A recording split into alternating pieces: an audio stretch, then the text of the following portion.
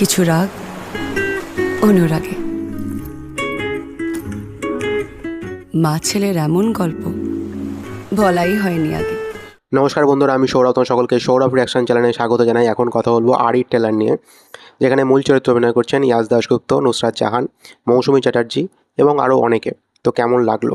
এই ট্রেলারের ডিউরেশন মোটামুটি 3 মিনিট মতো, এবং এই ট্রেলারটা মা এবং ছেলের মধ্যে যে গল্প সেটাই আমাদেরকে বলবে।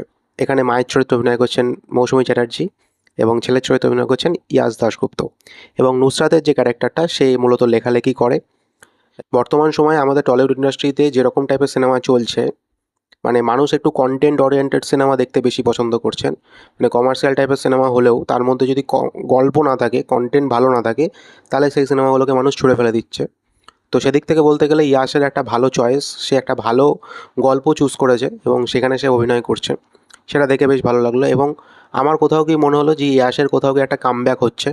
তার কারণ হচ্ছে, ইয়াশের প্রথম কাজ যখন হয়েছিল, মানে সে সিরিয়াল দিয়ে উঠেছে, বোঝে না সে বোঝে না, খুব জনপ্রিয় একটি সিরিয়াল এবং অনেক মানুষই তাকে পছন্দ করে। বিশেষত দেব এবং জিতের পরে তার ফ্যান ফলোয়িং কিন্তু বেশি, মানে অনেক মেয়েরাও পছন্দ করে। মানে আমি যখন তার প্রথম সিনেমা দেখতে গেছিলাম, আমি বুঝতে পেরেছিলাম তার একটা ফ্যান ফলোয়িং রয়েছে, মানুষ তাকে পছন্দ করে, যেহেতু সিরিয়ালটা আমাদের এখানকার অনেক মানে ঘরে ঘরে দেখে।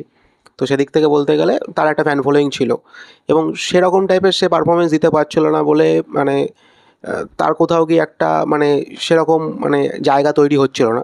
তো সেদিক থেকে আমি বলবো যে সে একটা ভালো কন্টেন্ট চুজ করেছে, এবং এই ট্রেলারটা দেখে যেটুকু বোঝা গেল যে তার একটা অভিনয় সত্তাটাও মানুষ খুঁজে পাবে। মানে বিশেষত আমি অন্তত দেখেছি ট্রেলারের মধ্যে তার পারফরমেন্স অনেকটাই ভালো হয়েছে। মানে সে যে প্রিভিয়াস যে কাজগুলো সে করেছে, তার থেকে এই ট্রেলারটার মধ্যে তার যে অভিনয়ের দিক, সেটা আমার বেশ ভালো লেগেছে। সে ভালো কাজ করেছে। বিশেষত লাস্টের দিকে একটা জায়গা আছে, সেখানে যখন বলছে যে মা তুমি কোথায়, হাততালি দিয়ে দিয়ে বলছে, সেই জায়গাটা খুব ভালো লেগেছে আমার। মানে অনেক এই সমস্ত গল্প হচ্ছে খুব কন্টেন্ট ওরিয়েন্টেড গল্প যেগুলো হয়, সেগুলো হচ্ছে ইমোশনাল জায়গা, এবং হচ্ছে তোমার যদি কমেডি জায়গা যদি ওয়ার্ক করে যায়, তাহলে ব্যবসা সফল ছবি হবে। তো এটা খুব ভালো তার জায়গাটা, কারণ সে একটা সেফ গেম যেটাকে বলে, এটা একটা মানে ভালো কথাই বলতে গেলে একটা সেফ গেম, যে এরম টাইপের সিনেমা আমাদের টলিউড ইন্ডাস্ট্রিতে মানুষ দেখছে। কন্টেন্ট ওরিয়েন্টেড সিনেমা, একটু ড্রামা টাইপের সিনেমা, যেগুলো কোথাও গিয়ে মানুষের কথা বলছে, মা ছেলের কথা বলছে।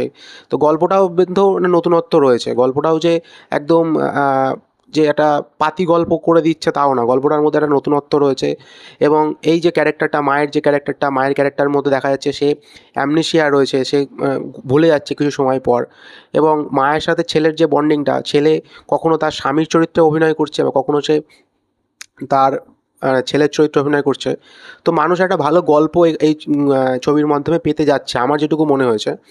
দেখো ভাই, যেটা ভালো করেছে সেটাকে তো ভালো বলতেই হবে। মানে ইয়াশের কাজ যে আমার খুব ভালো লাগে আমি বলবো না, আমি যে তার হেভি ফ্যান তাও বলবো না, কিন্তু ইয়াশের কাজ যে এই ট্রেলারটার মধ্যে তার পারফরমেন্স আমার ভালো লেগেছে। একদম হ্যাপক নয়, তবে সে প্রিভিয়াস যে কাজগুলো করে, যেরকম টাইপের কাজ করে, তার থেকে ভালো করেছে।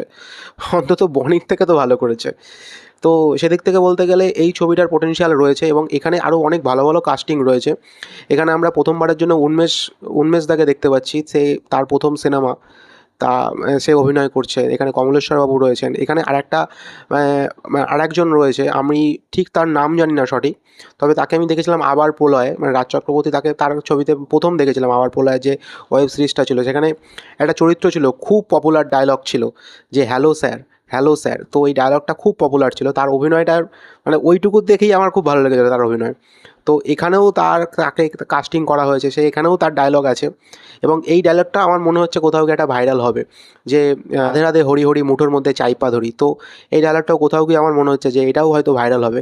এখানে শ্রাবন্তী চ্যাটার্জিকে দেখা যাচ্ছে, মনে হয় কোনো কারণে কোনো একটা আইটেম সঙ্গও হয়তো এই ছবির মধ্যে থাকবে। তো গল্পটা আশা করি একটা ভালো হবে, গল্পটা আশা করি মানুষের পছন্দ হবে। আর এই সমস্ত গল্প, কন্টেন্ট ওরিয়েন্টেড সিনেমা যেগুলো হয়, সেখানে যদি একটু কমেডি, একটু যদি ইমোশনাল যদি থাকে, মানুষ পছন্দ করে। তো দেখা যাক কেমনভাবে এটাকে প্রেজেন্ট করে, মানুষের কতটা ভালো লাগে গল্পটা। তোমরা জানিও তোমাদের কার কার ট্রেলারটা কেমন লেগেছে, আর ভালো লাগলে চ্যানেলটাকে সাবস্ক্রাইব করে দিও, লাইক করে দিও, শেয়ার করে দিও। দেখা হচ্ছে নেক্সট ভিডিওতে। ততক্ষণের জন্য টেক কেয়ার, বাই।